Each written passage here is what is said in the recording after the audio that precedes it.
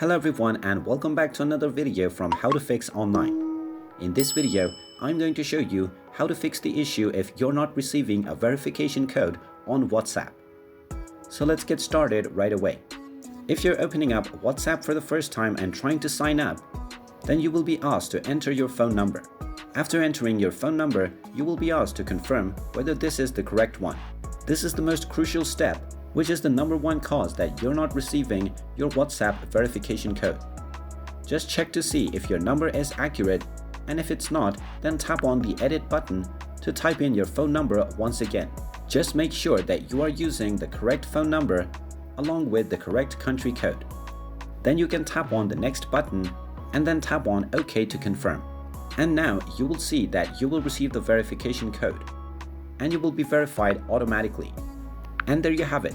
That is how easy it is to fix verification code issues on WhatsApp. If you find this video helpful, make sure you hit that like button and subscribe to our channel if you haven't done so already. Also ring that notification bell to never miss another update from us. Thank you for watching and I will see you again in the next video.